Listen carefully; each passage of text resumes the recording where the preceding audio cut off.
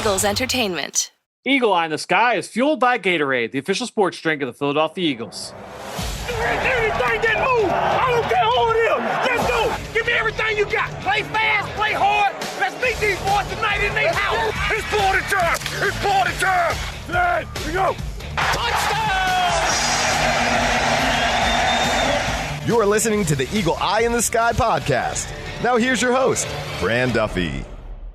That's Rid of the Week, and we've got training camp today as the Eagle Eye in the Sky podcast, fueled by Gatorade, continues. I'm Fran Duffy, and as always, I think we've got a great show for you here on episode number 342. At the top of this week's show, we've got Chalk Talk, where I chat with both Chris McPherson and Ben Fennell to talk about what we saw from day 2 of the Eagles donning pads here at the NovaCare Complex. Plenty to break down, a little bit of a lighter practice, but still plenty of action to get into here on the field at the NovaCare Complex. Some big takeaways and some guys that have shined so far through 1 week of action. So we'll get into all that. But first, really quickly, just want to remind you guys, anybody that has had the chance, go on, leave us a review, leave us a rating. Thanks to everybody who has done so already. If you've got a question, just jump onto that comment box over on Apple Podcasts. Leave it right there. Leave us a rating. We'll answer it here in an upcoming episode. Appreciate, like I said, everybody that has already had the chance to do that. Thanks so much to everybody out there. But look, we've got a lot to talk about already today. Let's get into it now in Chalk Talk. Let's get down to business. It's time for Chalk Talk. All right, well, another day, another practice as I welcome in Chris McPherson and Ben Fennell. Guys, a little bit of a lighter day. The Eagles in full pads on Wednesday morning down at the NovaCare Complex in South Philadelphia, but a little bit of a shorter practice, about an hour 15, hour 20, a big Veterans Day off. And for those names that we did not see out on the practice field today, we'll head over to Chris McPherson. C-Mac, who did not practice for both Veterans Day off reasons, and we have another injury, but also a player added back to the roster as well. All right, so let's get into that roster move there. Andrew Adams signed in free agency, was part of the Tampa Bay Buccaneers Super Bowl winning team, has experience with the Giants, so he knows the NFC East. But he was one of the team's early free agent signings. He comes off the reserve COVID list. The Eagles had a spot, but decided to waive injure defensive back Nate Meadors. Okay, he had been sidelined and not taking part in any of the training camp practices. So Andrew Adams back out there on the practice field. One injury note before we get into the vet day off, Davion Taylor, he was day-to-day with a quad injury. He's now been downgraded to week with a calf injury. And he had been running with the first team unit in the first week of practice, showed plenty of promise and development. The big thing with him, guys, and I'm sure you guys would agree, he needs the reps, okay? It's one thing to watch the tape and be in the meetings, but he's at the point with someone who didn't get a lot of experience as a rookie, someone who didn't play a lot of football because of his religious beliefs in high school. He needs that time out in the field, and certainly it's not a great development that your second-year player, your third-round pick, is unfortunately not going to be able to take part in these practices, and probably most likely looking ahead, the preseason opener against the Steelers. Yeah, it would be good to see him be able to get back to get some of those valuable reps in the preseason, whether it's game 2, game 3 of the preseason. Well, that'll be something certainly to keep an eye out for. A guy that had flashed the week or so of practice. Who were some of the guys that had the day off today from a veteran standpoint? So with a veteran maintenance day, it's for Fletcher Cox, for Zach Ertz, Brandon Graham. Should have turned this into a game. Made you guys guess the 6 players. The last 3, Kelsey, Lane Johnson, and cornerback Darius Slay. And Fran, before we get into what that meant for the depth chart, I just want to note that defensive coordinator Jonathan Gannon was asked about the shorter training camp practices, and he said that Coach Nick Sirianni has 2 objectives. Do enough on the field so that we feel like we can get our work in and that the players are getting the 1% better every day, but keep them healthy. It's a fine balance, but Coach Gannon believes that they are doing enough to get the work they need to get done on the field, but at the same time, preserve the players to try to get them to game day ultimately. And certainly the vet maintenance day for those 6 guys will help that cause as well. Ryan Kerrigan, who had the thumb injury, he was back in a limited capacity while some of these other veterans had the day off. But Fran and Ben, if you want to touch on what that meant for the depth chart. Absolutely. So you mentioned, obviously, with all those guys out, we had some changes with who was working with the first unit. I guess I'll start along the offensive line. It was Andre Dillard Day at left tackle. That meant Jordan Mailata was with the second team unit. Along the right side, we saw Jack Driscoll in place of Lane Johnson. Luke Jariga stepped in at center in place of Jason Kelsey. Over on the other side of the line of scrimmage, without Brandon Graham and without Fletcher Cox, you had Milton Williams taking the starting reps at left defensive end in place of Brandon Graham. T.Y. McGill at defensive tackle in place of Fletcher Cox. In the secondary, with no Darius Slay, Ben and I were very interested to see who would be that outside corner working with the first team opposite of Steve Nelson. We saw a little bit of Zach McPherson, the rookie. He got some reps there with the ones. We saw some Michael Jaquette. We saw some Craig James. So all three guys got reps. I would say that McPherson maybe got the majority of the reps, but it was tough to tell. Certainly a three-man rotation there with that first unit. Marcus Epps also splitting time at free safety alongside the second-year safety, Kayvon Wallace. And then you mentioned Andrew Adams. Where was he going to be worked in? He worked mostly with the twos, but Ben and I did note as we were with, especially I think it was some of the later team periods in practice, he got some first team reps. Didn't start out there, but then relieved Anthony Harrison, was working with the rest of the first team there in the secondary. So those are some of the depth chart things that we noticed. Plenty of rotation. We saw kick return and punt return games today from a special team standpoint. So a lot of names working in with the rotation, both the kick returner and punt returner. I'll be interested to see how that kind of gets hashed out as we get into the preseason games, Ben. I'm surprised that Ben wasn't running on the field to celebrate Z-Mac getting those first team reps. He's been pounding the drum, banging the table for this for a couple podcast episodes now. I thought he might get a little tear in his eye. Well, to see him out there, but you got to produce the results. He gave up 2 catches today, both really good coverage. I think those are the type of catches you're going to have to make to win against Zach McPherson. But it's just nice to see him out there with the ones, with starting safeties behind him, some starting defensive linemen in front of him there, and he really looked the part. I'm excited for him. C-Mac, what was your big takeaway from today's practice? Like I said earlier, a little bit of a lighter day in terms of the length and duration, but what was it that stood out to you most out in the field? So I'm going to go with the way the coaches are teaching the attention to detail. And rookie linebacker Jacoby Stevens had an interception in practice today during a team period in the middle of the field. And after practice, he explained that a similar play action pass happened earlier in training camp. And when he went out in coverage, he buzzed out too wide and left a lane open for the pass to get through. He said the coaches have been harping on him to get your landmark. This is your landmark, trying to emphasize this is where you need to be. And it happened again in practice today. He got to the landmark and the ball was right there for him to make the play. And it gives him a sense of confidence that the coaching is working, and B, it helps him because he knows that this is a big part of training camp coming up with the first preseason game and eventually joint practices, that it gives them that little bit of boost to know that what the coaches are teaching is helping him out in the field, and he's starting to see some results. And you see this across the board. You see Nick Sirianni going up to players after reps. It's not a wait till we get in the film room and we'll take care of it after meetings. Like we'll show you right on the field what we're trying to get done here.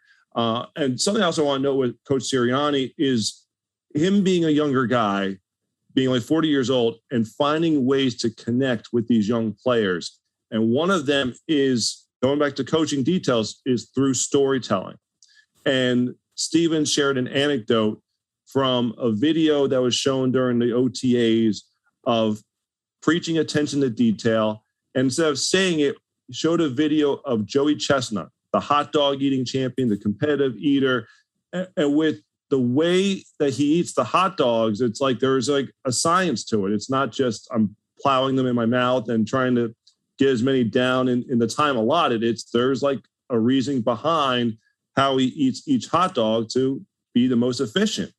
Well, Steven said that he was watching the 4th of July. He saw the hot dog eating competition. He saw Chestnut in action, and instantly what Coach Sirianni was preaching to him about attention to detail came racing back to his mind. And he said that recollection just made it show that what he is teaching here is sticking in their mind. So overall, with a young coaching staff and a young group of players, you're trying to get on board here with a big draft class, and turning over the roster here a little bit to prepare for the future. It's great to see the way that the coaches are teaching, the enthusiasm that they're teaching with, and the different methods they're using to get their points across. And who knew that 1 month later, after watching that, Jacoby Stevens would be sharing that story.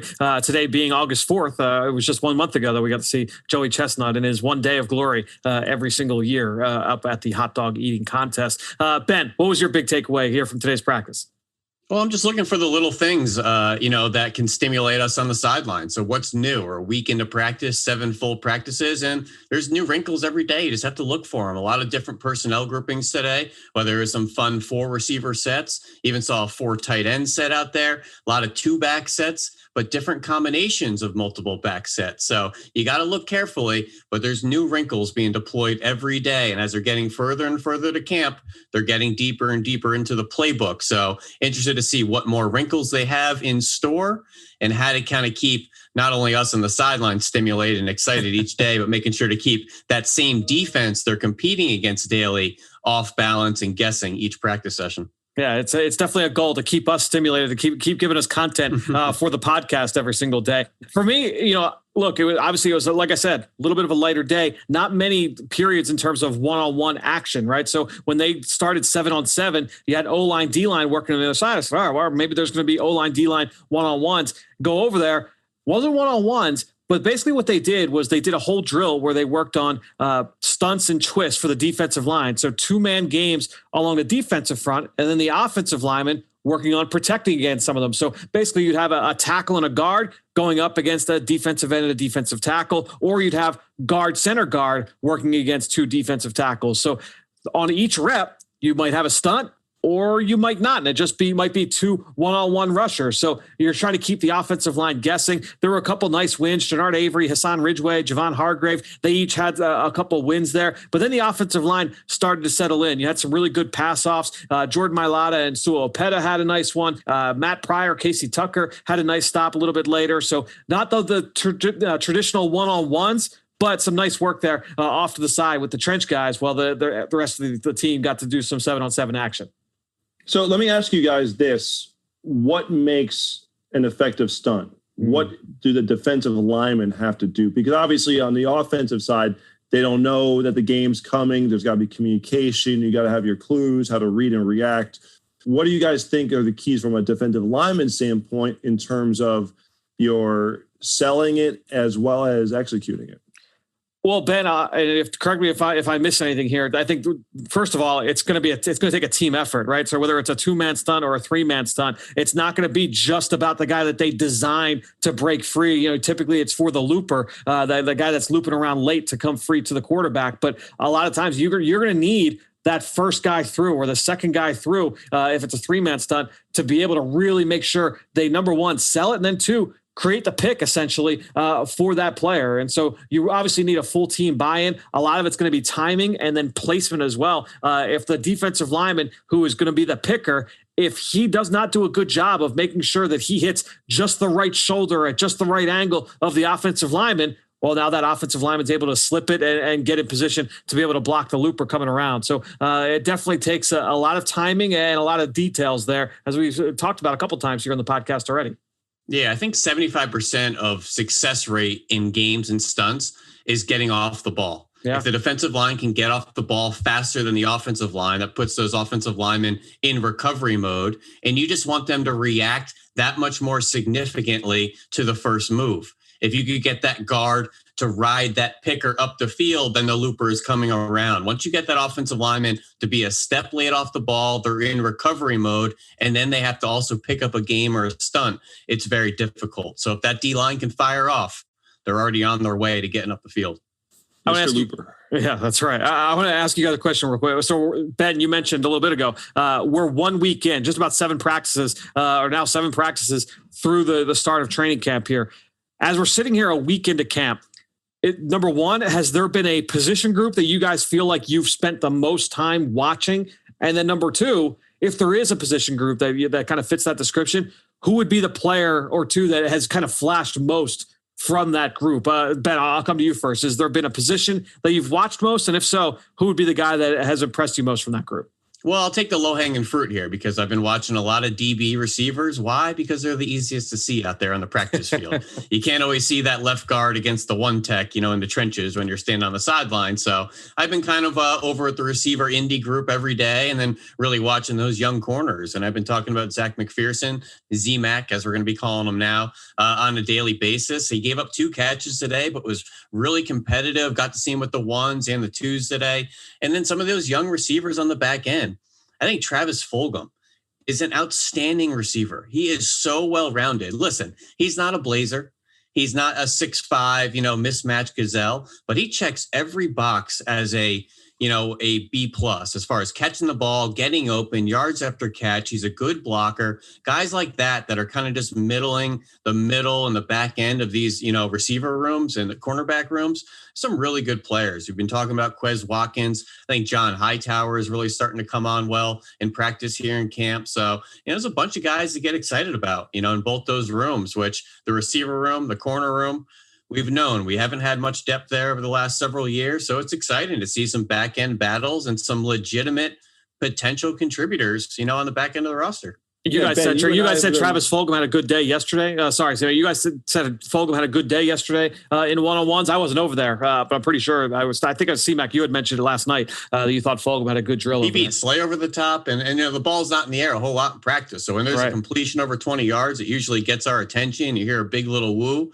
And Fulgam beat, a top flight, all pro style corner and, Darius Slay. And it's those types of reps and those types of connections with, Jalen Hurts now that's just going to build the confidence moving forward. And I'm really excited to see some, for lack of better words, live bullets flying with these guys in preseason games.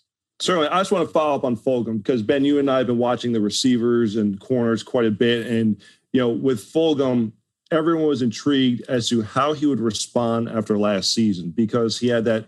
Well, let's go back a year ago. He was a waiver wire claim from the Packers after being cut by the Lions before that. So he goes from 2 different teams here to Philadelphia.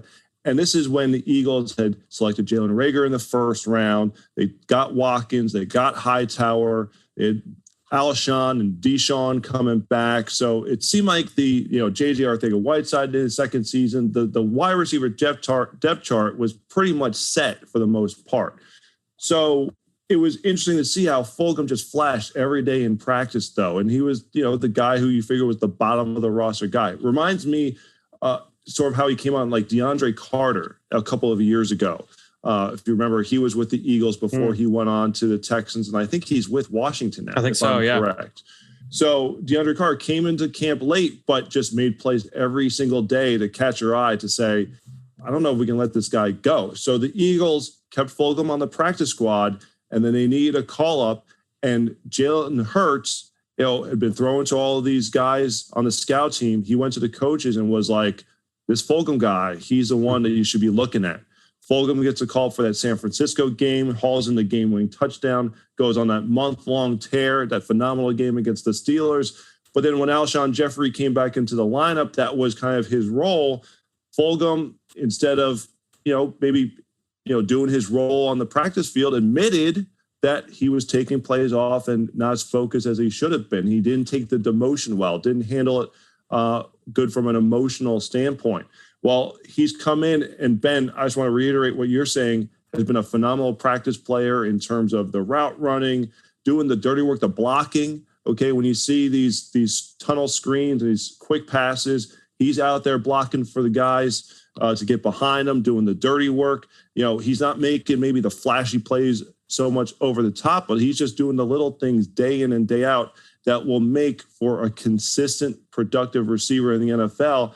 And it's also different because Fulgam is with the same team from the start of camp, and he's been working in the starting lineup since the start of camp. So he's coming with the right attitude, with the right mindset, and it's showing on the practice field. And Devontae Smith has certainly flashed with the speed, the route running, the hands, all that stuff. But with him being sidelined, I just want to give some added love to Fulgam as well, number 13. And Nick Sirianni's work with the Colts last year, obviously very involved with Zach Pascal, another Old Dominion receiver. Now Travis Fulgam, another Old Dominion receiver. I'm ready to see some OD gear out here at practice. I think you got to give it up to those Monarchs. C-Mac, is there a position group that you've had your eye on, and is there a guy that stood out from that group? I was going to go with Fulgam pretty much there. A lot of the same things that Ben said. So those have been the positions that I focus on the most as well. So, I think Ben picked some great options between Z-Mac there. Not my namesake per se, but we're, looking at the wide receivers and the defensive backs, those are two of the guys who have stood out. I want to say who, a lot of questions about him coming to his camp. I think Zach Ertz has had an outstanding camp. He's been great. Yeah, no question. So someone, but it goes back to, you expect the stars to be the stars, but between the contract situation and between his injuries last season, I think we were all wondering how he would handle the early part of camp, but everyone has praised him as a teammate. He's been a reliable weapon in the middle of the field. It's like the Zach Ertz of old, ready to be unleashed on opposing defenses after for him was a down 2020 campaign. So just kind of Rolodex through my mind of like all the different position groups. Again, I think we just forget about guys like Zach Ertz and definitely should not be missed, especially with the platinum blonde hair out there on the field. That's right. For me, I've spent a lot of time just anytime there's O-line, D-line 101s, I'll race over there. I've kind of brought them up with our takeaway section every single day. So I got to say, Javon Hargrave has been outstanding. He's been the guy that has just really, really impressed me. He wins in so many different ways. And I'll throw in Milton Williams as well, who just flashes every single day. And you just see the tools that he's got at his disposal, that initial quickness to cross the face of offensive linemen and knife into the backfield. Milton Williams has that in spades. So I'm excited to continue watching him. We've seen the versatility the last couple of days where he's lined up inside and outside. Excited to continue watching him develop here over the rest of the summer and over the rest of his rookie campaign. So really good flashes here from Milton Williams. Real quick, guys, before we get out of here, plays of the day. Ben, I'll come to you first. What was the play of the day in your mind? Well, I'm just going to kind of package two plays together. Zach McPherson was out there. He gave up 2 receptions today, but it was just really tight coverage on both of them. And I just was impressed that, he stayed in phase and was kind of right lockstep with both the receivers on the play. I'm just hoping that those are the type of completions he's going to give up, that you really got to scratch and claw and make a pretty impressive catch in order to produce against them. And, one of those impressive catches, C-Mac, I think you'll take it from here. Yeah, it's the John Hightower go route down the left sideline. Phenomenal, great job of high pointing the ball. This is what he showed when he was at Boise State. We saw a little bit of flashes with it last year. He has that big playability. He has that, straight line quickness. So it's great to see him not only be able to unleash the speed, but it's one thing to have that speed, but you got to be able to catch the ball. And the technique he showed was really, really good on this play. And, to your point there, Ben, McPherson had an outstanding, was in phase with them, was right there. It was a difficult catch to make along the sideline, but those are the kind of catches you need to make in the NFL. It's not going to be wide open like the college game. And I think Hightower learned that last season. And, it's great to see him and all of that talent that he has to be able to put together on that play. Now it's a matter, what you said earlier, Fran, can he stack up a couple of days and plays like this in a row, as it's still a very competitive depth chart standpoint. What's going to happen with this wide receiver group? It's a very young group, but these guys are scratching and clawing for where they're going to end up in the pecking order. A lot to still be determined here. No question. And the other catch that McPherson gave up was against Dallas Goedert. It was actually the first play that I saw of today's practice. I'm usually late walking out. We finish up the live stream that we do with myself and Dave Spadaro. So I'm usually late walking out, leaving the NovaCare complex and walking towards the practice fields. The practice today was out on field 3, which is the furthest field from the door. So I'm walking, and right along the sideline as I'm walking through the end zone is right where, so I had a great line at Dallas Goedert coming down with this catch along the sideline. Both feet were in. I could see it right down the chute from where I was looking. It was really tight coverage from McPherson, but an outstanding catch by Dallas Goedert. And real quick, the other play I haven't mentioned too from McPherson, it was one of the periods where he was working with the first unit, and it was some kind of quick throw or a quick screen out in his direction. He quickly got off the block and thudded up the pass catcher. And again, I think was it Kenny Gainwell? It was one of the running backs, might have been Kerryon Johnson, thudded him up in the backfield. not only were the other guys in the secondary fired up, but the defensive backs coaches were running over there. Everybody dapping up Zach McPherson on that play. So you kind of see him. Ben, you talked about this yesterday. Just his quick trigger downhill, his ability to defeat blocks and meet those ball carriers up at the line of scrimmage. I thought that showed up again today as well. Well, let me throw it out to you guys. I've been kind of clamoring to see Zach McPherson with the ones. What's on your wish list? We're a week into practice here. What do you want to see? What are you excited to see? And you could dream a little bit here. I'm excited. I want to see Landon Dickerson practice. I'm excited to get that guy out on the field. I think he's going to be fun. He's going to be a mauler. He's going to be nasty. Obviously you want to see some of these running backs against live opponents, especially the bigger guys like Carrion and Jordan Howard, to really use that physicality. Fran, I've been mentioning to you, I'd love to see Jalen Reagor maybe get some reps with the running back group. He has that kind of profile, has that ability with the ball in his hands. Give me a wish list, guys. We're 7 days into practice. What's something you would like to see? I'm just excited to see these guys. It's something that's like trope every single year. It's like, can't wait to see them go up against guys from another jersey. Like, I'm excited for next week with the preseason and obviously the week after that, week 2 of the preseason, but also the joint practices. But just when that level of urgency and certainly those live reps that we didn't see a year ago, right? We didn't have the preseason a year ago. So being able to see not just Zach McPherson and Milton Williams and some of these young guys get those reps, but I can't wait to see some of last year's rookie class. You talk about, the John Hightowers of the world. I'm excited to see those guys get extended reps in the preseason just to be able to see what these guys can do, especially fighting for jobs. It's going to be a lot of fun here. I can't remember the last time I was this excited for a preseason to start. So I'm really fired up for that personally. That's a great point. It's almost 2 classes of rookies that kind of debut in the preseason, because there's some guys that there wasn't a spot for last year. They're on the team, on the roster for whatever reason, didn't get into game action. And usually the preseason is when you get that full look at them. So it's almost 2 full off seasons worth of rookies to kind of debut. Even like Jason Huntley, what's Jason Huntley going to look like in the preseason? The Eagles picked him up. He was a rookie last year after final cuts. I'm just excited for both classes. I think what's great about these vet maintenance days is the fact you get the opportunities to see like Jack Driscoll. Okay. He was your opening day starter in week 1 at right tackle against Ryan Kerrigan at Washington. Chase Young out there. Yeah. Exactly. So you get to see him, get that extended time. It's the opportunity to see like the Z-Max get these extended first team reps to see what they do with that opportunity. So I think it's also the linebacker group, because Jonathan Gann talked about how, he's just mixing and matching guys so that, there's no comfort zone. There's no I know the guy that's going to line up next to me and we have that chemistry. You need Can't to be uncomfortable if you never got comfortable. Correctly. You gotta be able to work with whoever is out on the field at any given time. In fact, Jacoby Stevens, going back to you said this is funny.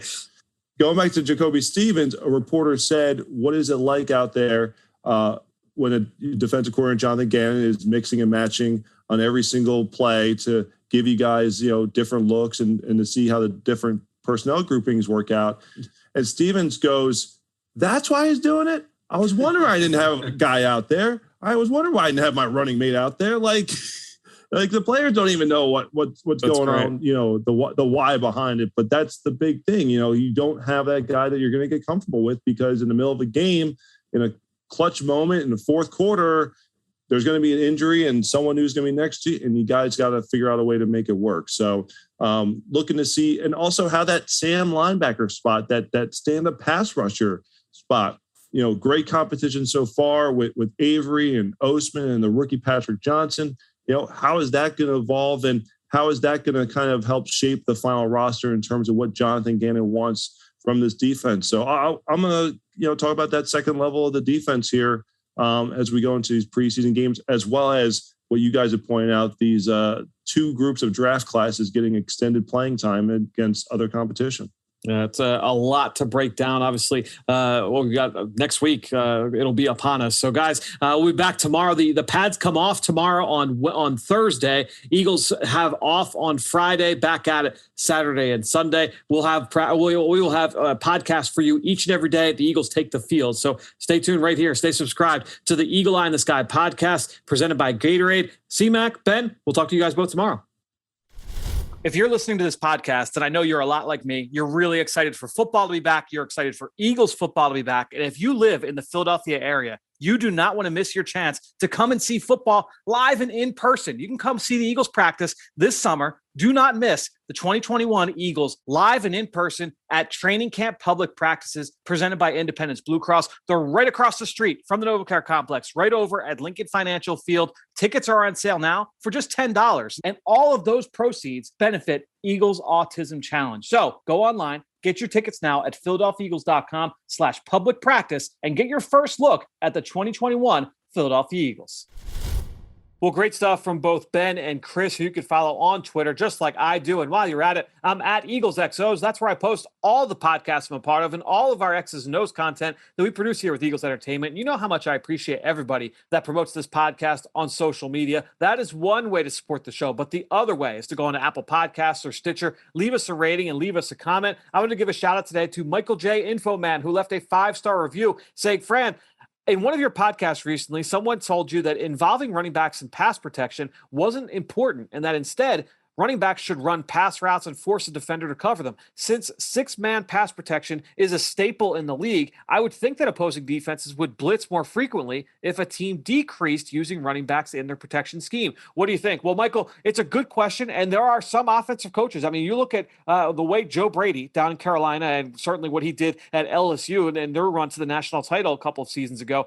They lived in 5-man protections. They wanted to get all 5 eligible receivers out into the route. And he's not the only one. There are plenty of other coaches that have a strong belief in that. He came from Sean Payton in New Orleans. They do that often. So you're trying to keep, or you're trying to send a lot of those receivers out into the route. Give your quarterbacks options, put more stress on the defense in that way. And just like anything else, when you see empty protections in those empty sets with nobody in the backfield with the quarterback, defenses are going to react one of 2 ways. Some defenses like to put heat on the quarterback in that situation. Some defenses say, no, we're just going to drop back and play coverage. And so it's going to be, you're going to get a little bit of everything. I think if you are a team that's going to focus on trying to get the ball carrier out of the backfield and make him more of a pass target, then that certainly fits. I think no matter what, you'll always want at least one guy in your backfield, in that running back room, who knows how to pass protect, who could be a really good pass protector, because you're always going to have some pass plays, that are designed shot plays where you're going to want that running back to be able to stay in and pass protect. And on some third downs, you're going to want that running back to stay in there. And so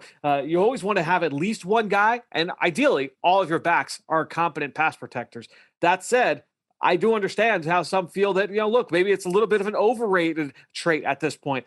My guess, you talk to 32 running back coaches in the NFL, you're going to find 32 coaches that say, yeah, pass protection is important. So I think that while it's maybe a little bit undervalued at this point. So yeah, while it may not be as important at this point from a grand scale, all coaches are going to say they need their guys to be able to pass protect. When it's all said and done, you've got to be able to protect the quarterback, and you can't have big plays in the passing game without that ball getting out. And so it's a really interesting conversation. The only thing is that it's going to be different team to team and obviously game to game. Some defenses, like you said, might say we're going to try to turn the heat up if you're going to only have 5 blockers back there. But that is a game plan centric statement for sure. So, Michael, great question there. Thanks so much for the rating. Thank you to all of you out there for your continued support of this show and all the rest of our podcasts here with Eagles Entertainment. That being said, I think that'll do it. Another show in the books here on the Eagle Eye in the Sky podcast, fueled by Gatorade. For everybody here at the NovaCare Complex, I am Fran Duffy. We will talk to you tomorrow.